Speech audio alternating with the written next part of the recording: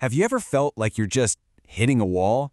I mean, you've sent out dozens, maybe even hundreds of applications. You've tweaked your resume so many times you can't even look at it anymore, and still nothing. It's just so frustrating. And after a while, right, that frustration, it starts to turn inward. You start asking yourself that nagging question. Is it my fault? Am I just not good enough? What am I doing wrong? It feels like this huge personal failure. But what if I told you to just pause for a second? What if it isn't personal at all? Hey everyone, and welcome. Today, we're going to take that very personal, very real feeling and put it under a new, really powerful lens. We're diving into sociology to see how your personal story fits into a much, much bigger picture. So this gets us to the core question that sociology asks. When you're struggling to find a job, is that really a private failure? Or could it be a symptom of something way bigger happening in the world all around us? Okay, so there's this classic idea that helps us see the difference. Let's imagine this. If one person is unemployed in a city of 100,000 people, we might call that a personal trouble. We'd probably look at their skills, their character, how they did in the interview. But what if 15 million people are out of work in a nation of 50 million? Well, that's not a personal trouble anymore. That is a public issue. The problem can't just be with millions of individuals, right? It's got to be pointing to something in the very structure of society itself. So how do we actually make that mental leap?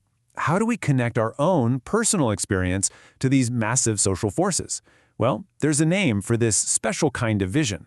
It's called the sociological imagination.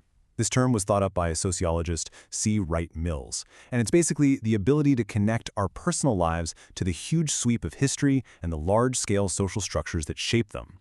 Honestly, you can think of it like a superpower.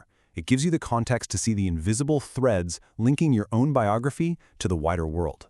And this quote just nails the whole goal. Another sociologist, Peter Berger, said that sociology debunks the stuff we just take for granted. It's like it pulls back the curtain on our everyday reality and shows us how so much of what we think of as normal or natural is actually built or socially constructed by the society we happen to live in. But, how do sociologists actually do this? It's not like they just have one method. Nope. They have a whole toolkit full of different lenses to look at society from all kinds of angles. So this here is the foundational toolkit with 3 absolute titans of the field who each asked a different core question. First up, you've got Emil Durkheim. He looked at society and asked, what holds us all together? He was focused on social facts and cohesion. Then you've got Karl Marx, who came at it from a totally different angle, conflict, asking, okay, who really has the power, and focused on class struggle. And finally, Max Weber added this really personal layer, asking, what does it all mean? He wanted to understand how we, as individuals, give meaning to our world. See? 3 different lenses, each one revealing a totally different piece of the social puzzle. But sociology isn't just about these huge, abstract ideas. It's also about zooming way, way in to uncover the hidden rules that govern our face-to-face interactions. The little moments that make up the stage of our everyday lives. And one of the coolest ways to understand this is through Erving Goffman's dramaturgical approach. He had this brilliant idea to view social life as a kind of play, where all of us are actors on a stage playing out different roles for an audience.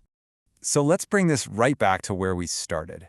That super stressful job interview, from this point of view, it's basically a stage. It's a performance where you're trying to present this carefully managed, idealized version of yourself. You're trying to be the perfect candidate. And we can break this whole performance down, right? The script? That's your resume and all your practice talking points. Your costume? That's the outfit you so carefully picked out. The stage is even managed through your posture, your tone of voice. All of it comes together as you perform the role. It's this complex piece of social theater we're all doing, a lot of the time, without even realizing it. And this brings us to a really crucial question. What if that stage isn't level? What if the script, the costumes, and the roles are just easier for some actors to perform than for others? What if the stage itself is tilted from the very beginning? This is where more modern sociological lenses are just so essential. Feminist theory, for instance, pulled back the curtain on all the hidden, unpaid labor of housework, challenging that old idea that these roles are somehow natural. And critical race theorists, like Kimberly Crenshaw, who gave us the term intersectionality, show us how different systems of oppression, based on things like race, gender, and class, don't just exist side by side. They actually overlap and make each other worse. So the goal of these theories isn't just to understand the world, it's to shine a light on these injustices and start working towards real change. And that's a critical point. Sociology isn't just some academic exercise. It's a practical tool that can be used, and is used, to create real-world change. It literally bridges the gap between just understanding something and actually doing something about it. And it does this in a very direct way. Sociological research provides the hard data, the statistics, the interviews, the critical evidence that lawmakers and advocates need to build better social policy. You can see this in action everywhere once you start looking. Research on inequality in schools, that helps decide how they get funded. Studies on crime, that shapes rehabilitation programs. Its findings influence pretty much every public debate, from family life to public health. By making the familiar seem a little strange, it forces all of us to think more critically. So yeah, when you put all these pieces together, it's pretty clear that sociology is so much more than just a subject you take in school. It's a toolkit. It's a set of powerful lenses that let you see the hidden connections, question the things you take for granted, and understand your own life and the world around you in a much deeper, more meaningful way. So I'll leave you with this final thought. Take a look at your own life, your education, your job, your relationships. Turn that sociological imagination inward for a minute and just ask yourself, what part of my story isn't just personal? What part is actually connected to a much bigger social picture?